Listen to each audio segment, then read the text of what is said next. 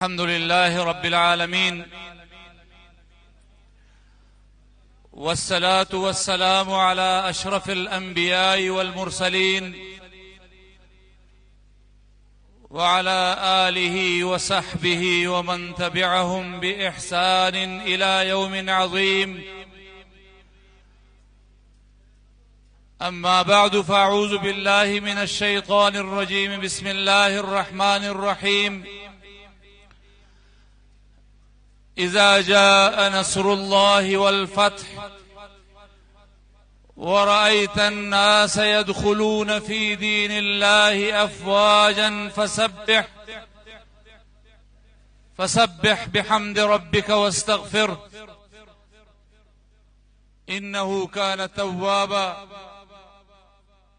صدق الله العظيم.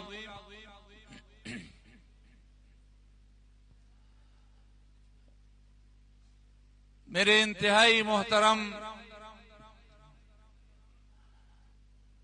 حضرت مولانا امجد خان صاحب،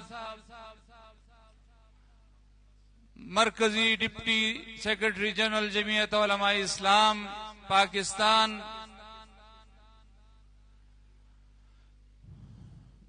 میرے بھائی محترم جناب فاروق کھوکر صاحب،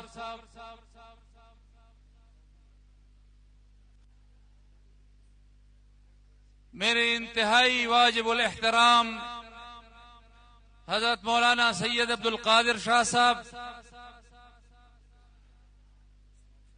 برادر محترم مولانا ناصر محمود، محترم جناب جلال الدین ایڈوکیٹ صاحب، میرے بھائی کفیل نظامی صاحب، مظہر شاہ صاحب، سٹیج پر تشریف فرما ہمارے معززین اور میرے مان صحرا کے غیور عوام اور جمعیت علماء اسلام کے کارکنوں، میں دل کی گہرائیوں سے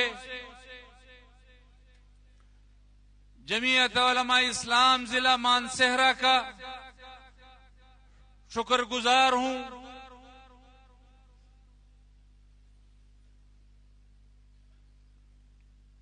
کہ مجھے آپ لوگوں کے ساتھ ملاقات کا موقع عنایت فرمایا،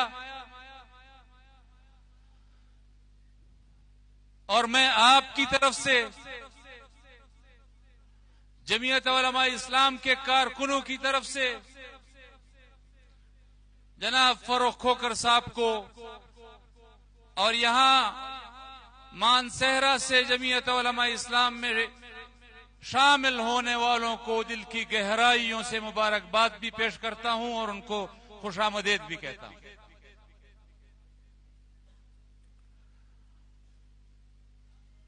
آج کا ہمارا یہ اجتماع یہ دعوت فکر ہے،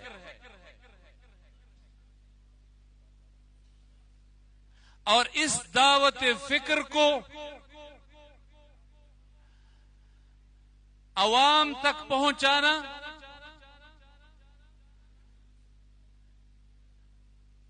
لوگوں کے گلی محلے ان کے گھروں تک پہنچانا یہ جمعیت علماء اسلام کے ایک ایک ورکر کی ذمہ داری ہے۔ اور وہ دعوت فکر کیا ہے؟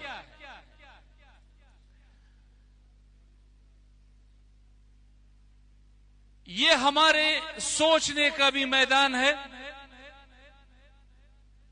لوگوں کو سمجھانے کا بھی میدان ہے کہ آج میرے بھائی فاروق کھوکر کی طرح نوجوان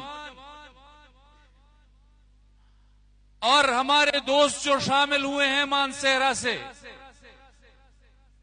یہ جمعیت علماء اسلام کی طرف کیوں متوجہ ہو رہے ہیں؟ یہ حضرت مولانا فضل الرحمان صاحب کی قیادت پر اعتماد کا اظہار کیوں کر رہے ہیں؟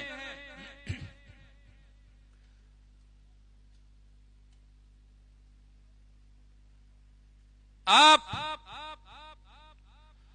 جمعیت علماء اسلام کی تاریخ اٹھا کر دیکھ لیجئے. قبل از قیام پاکستان جب جمعیت علماء ہند کا سیاست کا عروج تھا تو یہ جمعیت علماء ہند اور جمعیت علماء اسلام کے کارکن تھے. یہ اس کی قیادت تھی. یہ ہمارے اکابر تھے کہ جب ہندوستان اور بر صغیر میں انگریز کی آزادی کی جنگ لڑی گئی تو صف اول کا کردار اگر ادا کیا ہے تو میرے اکابر نے ادا کیا ہے. انگریز کو اس سرزمین سے بھگانے میں اگر صف اول کا کردار ادا کیا ہے تو میرے اکابر نے ادا کیا ہے.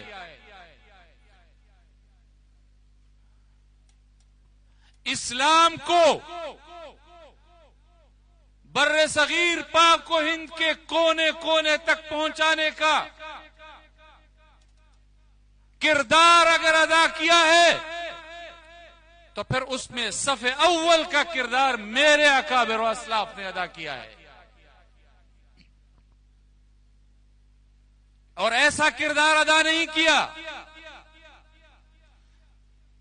مانسہرہ کی جمعیت علماء اسلام کے کارکنوں. میں آپ کو متوجہ کرنا چاہتا ہوں کہ وہ کردار ایسا کردار نہیں تھا کہ ہواؤں میں تحلیل ہو جائے. وہ کردار ایسا کردار نہیں تھا جو ماضی کے صفحات میں فراموش کر دیا جائے. ایسا کردار تھا کہ جس کردار کی گواہی آج بھی مالٹا کے جیل سے آپ لے سکتے ہیں. وہ ایسا کردار تھا کہ جس کردار کی گواہی آپ آج بھی ہندوستان کے پھانسی گھاٹوں سے لے سکتے ہیں. اور وہ ایسا کردار تھا کہ جب ہندوستان کے پھانسی کے گھاٹ ختم ہو گئے تو پھر راستوں پر درخت اور اس کی ٹہنیاں وہ میرے اکابر اسلاف کے کردار کی گواہی دیں گی کہ جو انہوں نے آزادی اور اسلام کو پھیلانے کے لیے وہ قربانیاں دی تھی. آپ قیام پاکستان کے بعد سے دیکھ لیجئے. ہم ایک نعرہ لگاتے ہیں. ہم ایک نعرے کی بنیاد پر ہم نے اس ملک کی بنیاد رکھی. ہم نے کہا کہ پاکستان کا مطلب کیا؟ لا الہ الا اللہ. پاکستان کا مطلب کیا؟ لا الہ الا اللہ کا نعرہ لگانے والوں نے اس نعرے کے ساتھ وفا نہیں کی، لیکن جمعیت علماء اسلام کے کارکنوں نے اس نعرے کے ساتھ وفا کی.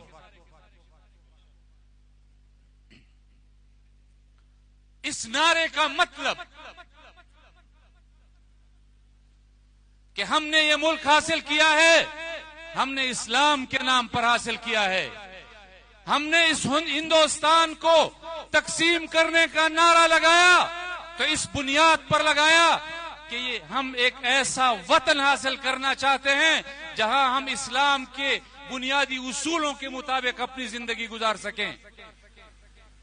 ہم نے ایک جمہوری پاکستان کا نعرہ لگایا. ہم نے ایک فلاحی پاکستان کا نعرہ لگایا. آپ مجھے بتائیے مانسہرہ کے لوگوں، میں آپ سے پوچھنا چاہتا ہوں کہ جس پاکستان کو ہم نے جس جغرافیے کے ساتھ حاصل کیا، کیا آج وہ پاکستان اس جغرافیے کے ساتھ موجود ہے؟ ہم نے پاکستان کو جس نعرے کی بنیاد پر حاصل کیا، کیا پاکستان میں اس نعرے کے مطابق نظام موجود ہے؟ اگر ہم اپنے بنیاد کے نعروں سے منحرف ہو گئے ہیں، اگر ہم اس جغرافیے کے ساتھ بھی اس ملک کے وجود سے دستبردار ہو چکے، ہم اس نعرے سے بھی دستبردار ہو چکے، ہم اس نظام سے بھی دستبردار ہو چکے، آپ بتائیے کہ وہ جو نعرہ جن لوگوں نے جس بنیاد پر لگایا تھا، ان کا وہ نعرہ کہاں گیا، ان کا وہ ماضی کہاں گیا، ان کا وہ نظام کہاں گیا؟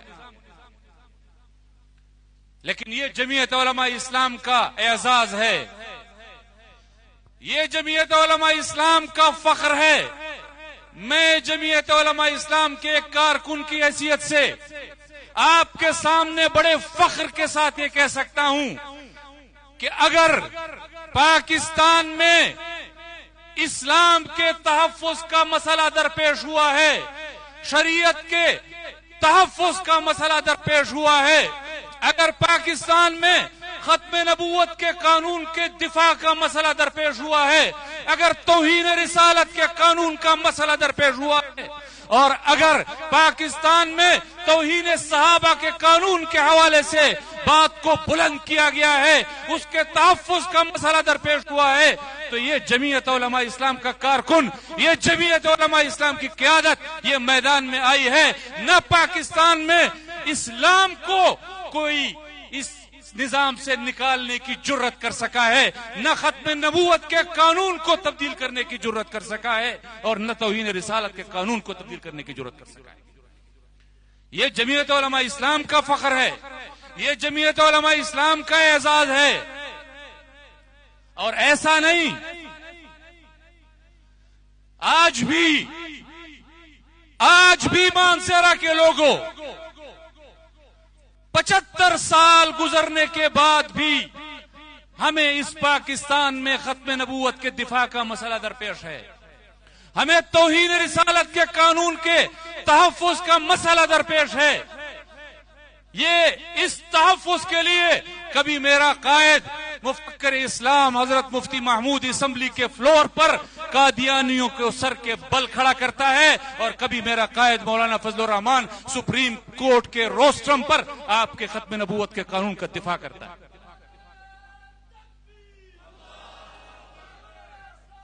محمود صاحب جمعیت مولانا فضل الرحمان، جمعیت علماء اسلام۔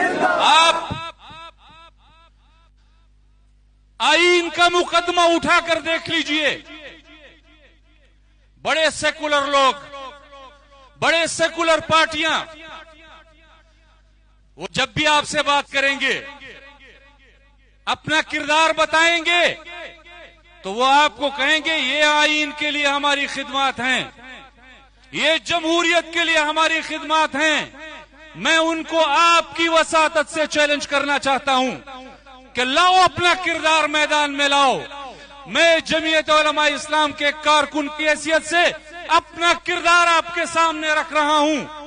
جمہوریت کی بات کرتے ہو، جمہوریت کو جب جب خطرہ درپیش ہوا ہے، پاکستان میں جب مارشل لا لگا ہے، اس مارشل لا کے مقابلے میں اگر آپ کو میدان میں صف اول میں نظر آیا ہے تو جمعیت علماء اسلام کا کارکن نظر آیا۔ آپ کو جمہوریت کے لیے اگر مارشل لا کے خلاف کسی کا کردار نظر آیا ہے تو پھر آپ کو جمعیت علماء اسلام کی قیادت کا کردار نظر آیا ہے۔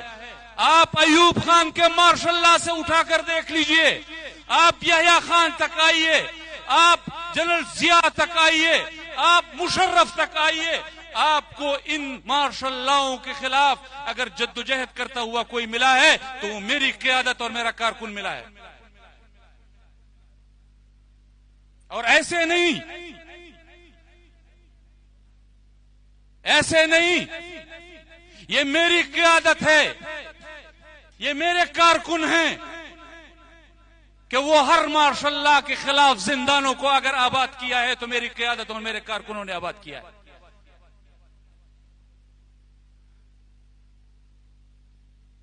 آپ آئین کی بات کرتے ہیں، آپ پارلیمنٹ کی بالادستی کی بات کرتے ہیں۔ میں آپ کو بتاتا ہوں، لاؤ اپنا پارلیمنٹ کی بالادستی کا کردار، لاؤ اپنے آئین کے تحفظ کا کردار، اور اس کو جمعیت علماء اسلام کے مقابلے پر رکھو۔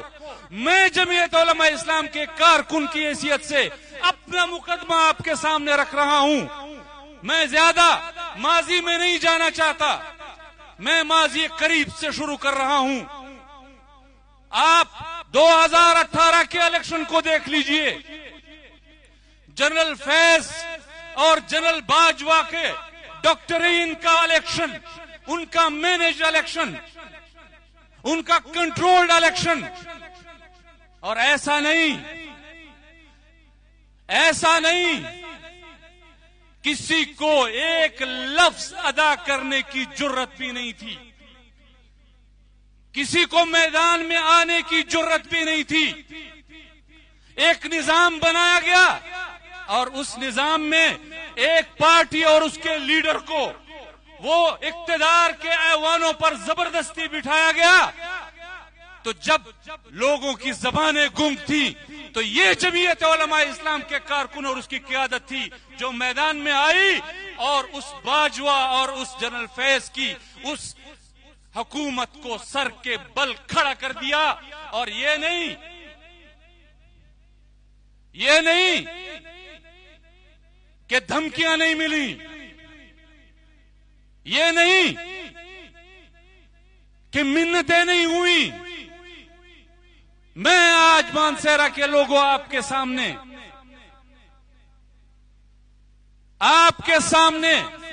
میں 2018 کے الیکشن کا بعد کا واقعہ رکھ رہا ہوں۔ آپ خود اندازہ لگائیں کہ کتنی دھمکیوں، کتنی منتوں اور ترلوں، ہر چیز سے جمعیت علماء اسلام کی قیادت گزری ہے، لیکن آپ کے اعتماد کو ٹھیس نہیں پہنچائی۔ مجھے یاد ہے جب ہم آزادی مارچ کراچی سے لے کر نکلے تھے اور ہم رات کو لاڑکانہ میں ٹھہرے تھے، صبح جمعے کا دن تھا، ہم رات کو بہت لیٹ مانسہرہ لاڑکانہ پہنچے تھے، صبح کی نماز پڑھ کر ہم سوئے تھے۔ صبح تقریباً 11 بجے علامہ راشد محمود سومرو صاحب میرے پاس آئے اور مجھے کہا کہ میں تو نیند نہیں کر سکا۔ میں نے کہا کیا ہوا؟ کہا کہ صبح 10 بجے سے جنرل فیض ٹیلیفونوں پر ٹیلیفونیں کر رہا ہے اور کہتا ہے کہ خدا کے لیے میری مولانا صاحب سے بات کراؤ۔ تو راشد صاحب نے ان کو کہا کہ مولانا صاحب تو سوئے ہوئے ہیں اور ہم ان کو، وہ تو صبح کی نماز کے بعد سوئے ہیں، ہم تو جمعے کی نماز سے پہلے ان کو اٹھا نہیں سکتے۔ آپ یقین کریں، جب ہم نے مولانا صاحب کو جمعے کی نماز کے لیے اٹھایا کہ وہ تیار ہوں جمعے کے لیے، تو ہم نے ساتھ میں یہ بتایا کہ جی 10 کالیں آ چکی ہیں جنرل فیض کی، اس وقت ISI کے سربراہ تھے۔ مولانا صاحب نے کے ہاتھ کا اشارہ بھی مجھے یاد ہے، اس طرح کی یوں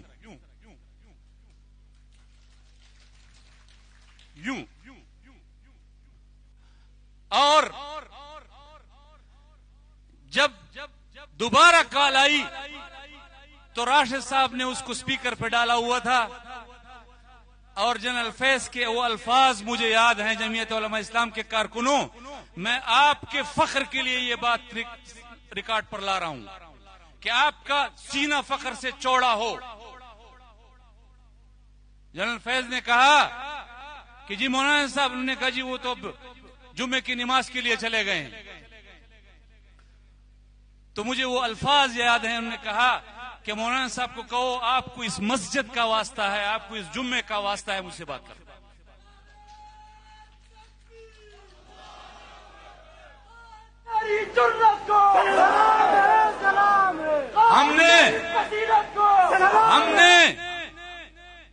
ہم نے عوام کا مقدمہ لڑا، جمعیت علماء اسلام نے عوام کا مقدمہ لڑا، آپ کے حق کا مقدمہ لڑا،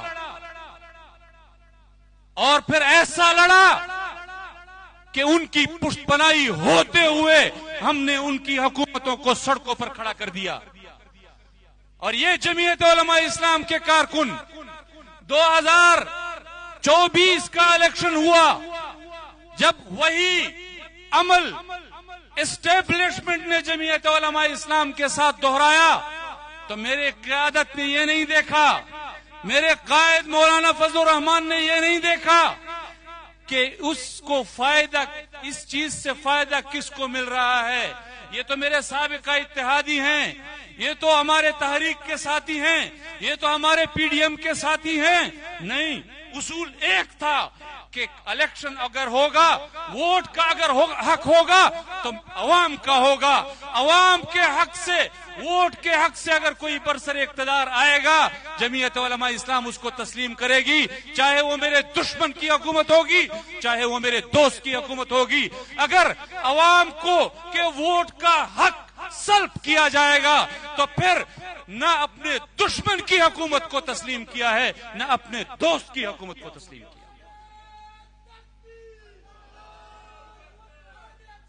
مولانا فضل الرحمان زندہ باد. آج تیری سیاست کو سلام ہے، سلام ہے. تیری بصیرت کو سلام ہے. یہ اسٹیبلشمنٹ ہماری قسمت کے فیصلے کرتی ہے.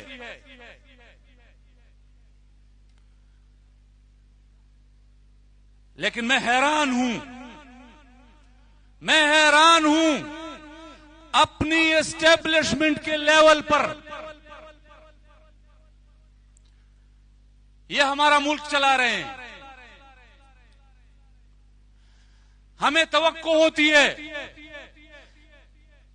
کہ جی جیسے یہ تو کوئی بہت اعلی دماغ لوگ ہیں، ہمارا ملک چلاتے ہیں، لیکن ان کا لیول یہ ہے کہ جس کماش کے لوگوں کو میں اپنے گھر کے دروازے پہ بھی نہیں چھوڑتا، اس کماش کے لوگوں کو اٹھا کر یہ ہمارا وزیر اعلیٰ بنا دیتے ہیں.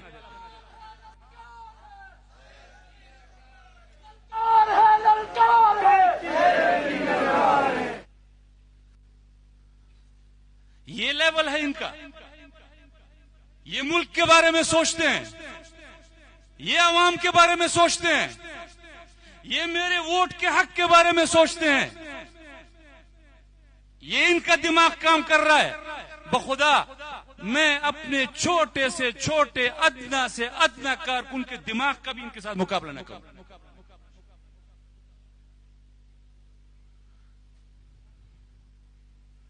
آپ اپنی نوکری کے لیے، اپنے بوٹ پالش کرنے کے لیے اس کماش لوگوں کو ہمارے سروں پر مسلط کرو گے اور پھر ہم سے یہ بھی توقع رکھو گے کہ ہم آپ کی ان فیصلوں کو قبول بھی کریں گے، تو یاد رکھو یہ جمعیت علماء اسلام کا کارکن آپ کے ہر اس فیصلے کے سامنے بالکل میدان میں ڈٹ کر کھڑا تھا، کھڑا ہے اور انشاءاللہ کھڑا رہے گا.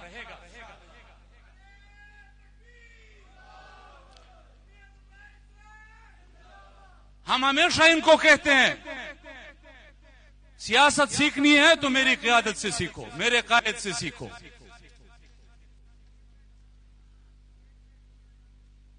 آج سے 8 سال پہلے میرا قائد اس صوبے میں برملا ان کو آوازیں دیتا رہا کہ آپ نے فاٹا کے مستقبل کا فیصلہ کرنا ہے تو فاٹا کے لوگوں سے پوچھ کر کرو. آپ نے ان کا پرانا سٹیٹس برقرار رکھنا ہے، آپ نے ان کو نیا صوبہ دینا ہے، آپ نے ایف سی آر کا خاتمہ کرنا ہے، آپ نے مرچ کرنا ہے، جو کچھ کرنا ہے. لیکن فاٹا کے عوام سے پوچھ لو، وہ بھی انسان ہیں، اپنا حق رکھتے ہیں، اپنا دماغ رکھتے ہیں اور آپ سے بہتر رکھتے ہیں. نہیں پوچھا، توہین سمجھی کہ فاٹا کے لوگ بھی کوئی ایسے ہیں کہ ہم ان سے پوچھیں گے کہ آپ کے مستقبل کا فیصلہ ہم نے کیا کرنا ہے. آج وہی فیصلہ ان کے گلے میں ہڈی کی طرح پھنسا ہوا ہے.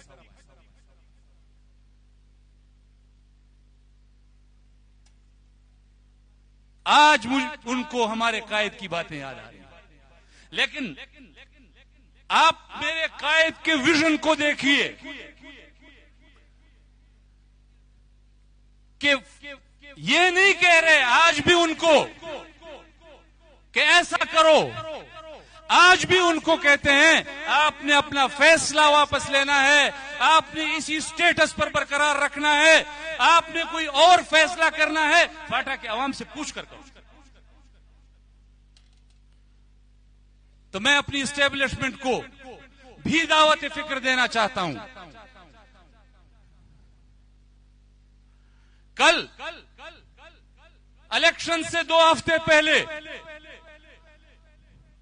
میرا قائد اپنے وفد کے ساتھ افغانستان گیا، افغان حکومت کے ساتھ معاملات پاکستان کے بہتر کرنے کے لیے۔ نہیں فائدہ اٹھایا ہماری حکومت نے۔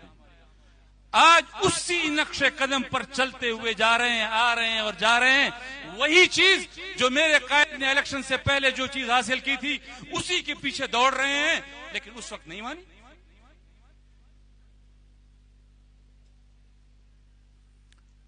تو یہ دعوت فکر ان کو بھی ہے کہ سمجھ لو، اگر پاکستان میں آپ کو پاکستان کے حوالے سے، جمہوریت کے حوالے سے، آئین کے حوالے سے، پارلیمنٹ کی بالادستی کے حوالے سے، ریاست پاکستان کی سالمیت کے حوالے سے اگر آپ کو کوئی بہتر مشورہ دے سکتا ہے تو وہ میرا قائد مولانا فضل الرحمان ہی دے سکتا ہے، اس پر عمل کرو۔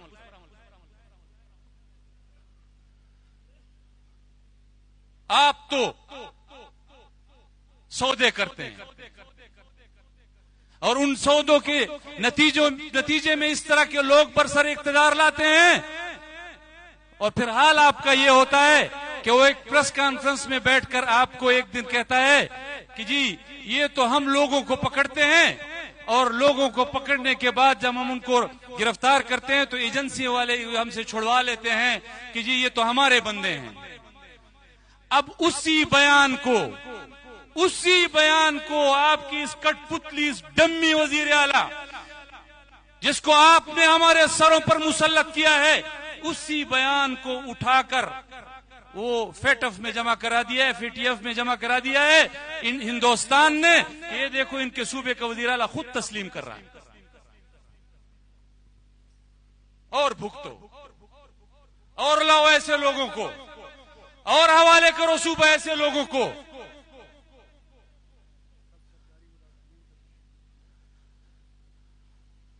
لا اینڈ آرڈر ہمارے صوبے کا تباہ و برباد، باجوڑ سے لے کر وزیرستان تک، ڈیرہ اسماعیل خان کے روڈوں تک، مغرب کے بعد کوئی ان روڈوں پر سفر نہیں کر سکتا۔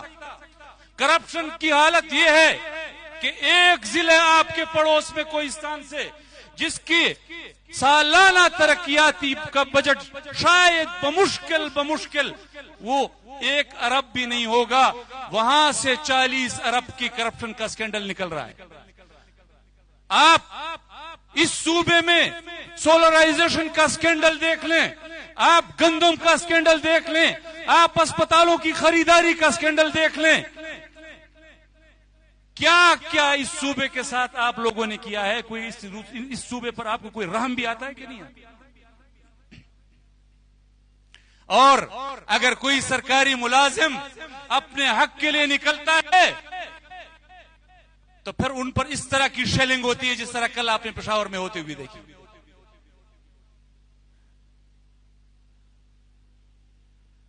خود تو جب نکلتے ہیں اسلام آباد کے لیے تو پورے لاؤ لشکر کے ساتھ نکلتے ہیں، سودا پہلے سے اسٹیبلشمنٹ کے ساتھ کیا ہوتا ہے کہ میں نے اپنے لوگوں کو گمراہ کس طرح کرنا ہے، ہمیں آپ کا کردار معلوم ہے۔ وہ جو بریگیڈیئر راشد نے گرفتاری کے وقت جب آپ کے بال کاٹے تھے اس وقت آپ سے لکھوا لیا تھا کہ آپ نے PTI کو توڑنا ہے، آپ نے اب اس میں کردار ادا کرنا ہے۔ ہمیں معلوم ہے آپ کا کردار، ہمیں تو معلوم ہے، ذرا PTI والوں کو بھی ان کا کردار معلوم ہونا چاہیے۔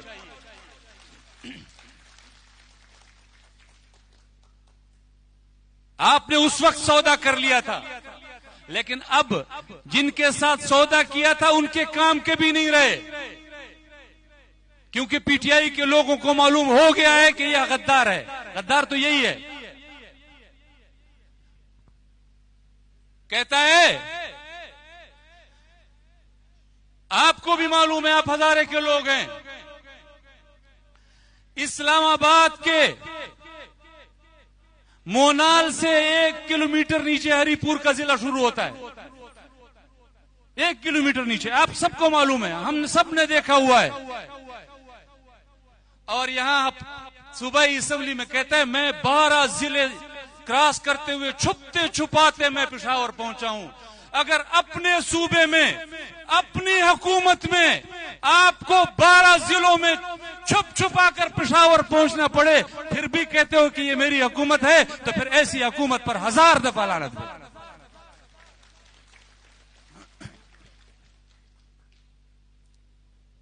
بخدا ایسے لوگوں کے بارے میں تو بات کرتے ہوئے حیا آتی ہے ہمیں. ایک دن کہتا ہے کہ جی میرے صوبے میں کوئی آپریشن کر کے دکھائے، اور جب رات کو اس کے پیچ ٹائٹ کر دیے جاتے ہیں پھر صبح اسی کرسی پر بیٹھ کر کہتا ہے کہ جی جہاں ضرورت ہوگی وہاں تو آپریشن ہوگا. اب آپ بتائیں، ہم ویسے شکوہ بھی کرتے ہیں تو غلط کرتے ہیں. کوئی سیاسی کارکن کو اگر یہ حکومت دیں گے تو وہ اس طرح کی حرکت کرے گا؟ آپ بتائیں وہ اس طرح کی حرکت کرے گا؟ اس کماش کے لوگوں کو دیں گے تو وہ صبح شام کرتے رہیں گے. اب فائدہ ان کو ہم جیسے سیاسی کارکنوں میں ہے یا اس کماش کے لوگوں میں؟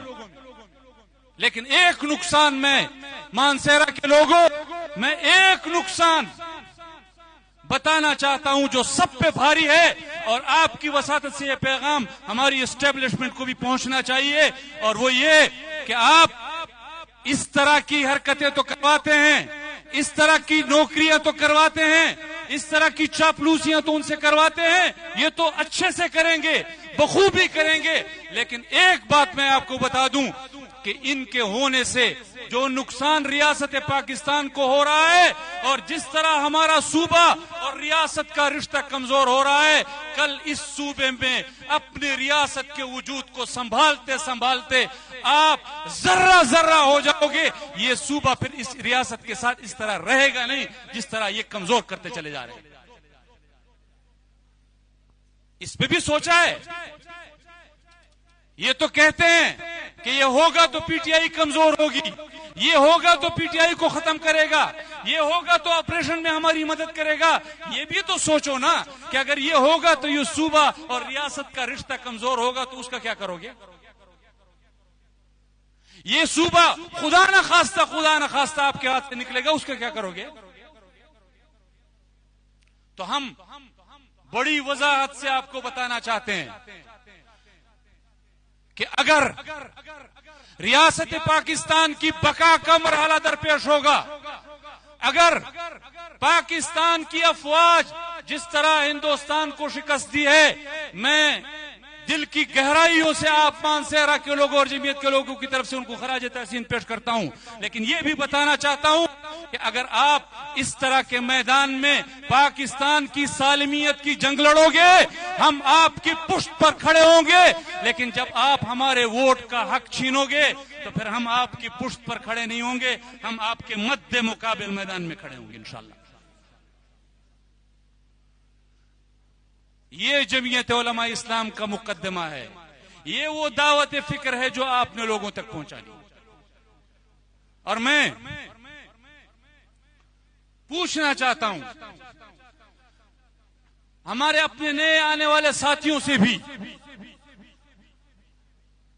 کہ کوئی اور سیاسی جماعت آپ کو ایسی ملے گی جہاں آپ کو اسلام کا تحفظ بھی ملے گا، الحمدللہ، آپ کو شریعت کا تحفظ بھی ملے گا، آپ کو ختم نبوت کے قانون کا تحفظ بھی ملے گا، آپ کو توہین رسالت کے قانون کا تحفظ بھی ملے گا، آپ کو جمہوریت کا تحفظ بھی ملے گا، آپ کو آئین کی بالادستی بھی ملے گی، آپ کو پارلیمنٹ کی بالادستی بھی ملے گی، آپ کو آپ کے ووٹ کے حق کی جدوجہد بھی ملے گی.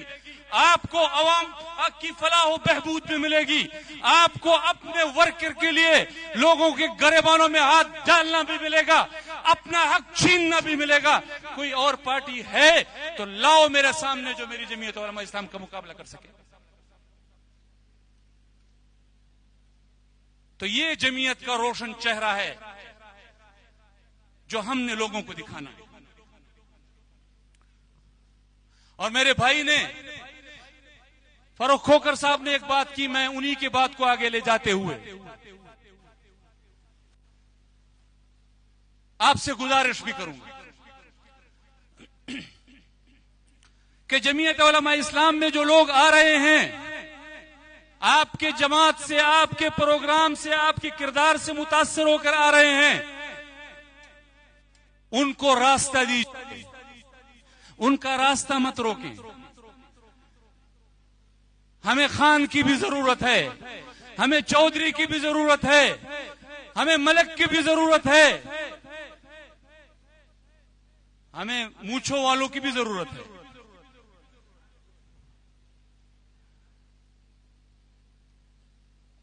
دلوں کو تبدیل کرنے کا اختیار تو اللہ نے اپنے پاس رکھا ہوا ہے، ہمارے پاس تو نہیں ہے۔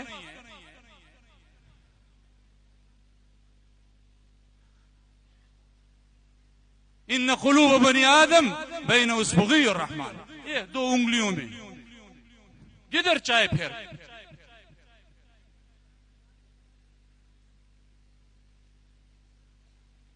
تو ہم ان کی رہنمائی کریں،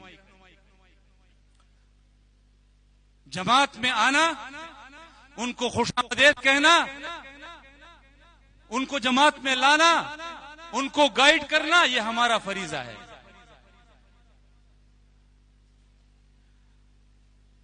اور مجھے یقین ہے انشاءاللہ کہ اس روشن چہرے کو اگر آپ لوگوں کے سامنے رکھیں گے جمعیت کے، تو لوگ آپ کی قیادت کی طرف بھی متوجہ ہیں، آپ کی جماعت کی طرف بھی متوجہ ہیں، آپ کے کردار کی طرف بھی متوجہ ہیں۔ اگر ہم گلی گلی محلے محلے جا کر جمعیت کا یہ چہرہ لوگوں کے سامنے رکھیں گے تو انشاءاللہ کوئی بھی آپ سے آپ کا حق نہیں چھین سکتا، آپ کا حق اقتدار بھی نہیں چھین سکتا، آپ کے ووٹ کا حق بھی نہیں چھین سکتا۔ انشاءاللہ میں ایک دفعہ پھر مانسہرہ کی جماعت کا دل کی گہرائیوں سے شکر گزار ہوں۔ اللہ تعالیٰ آپ کو جزائے خیر دے۔ وآخر دعوانا الحمدللہ۔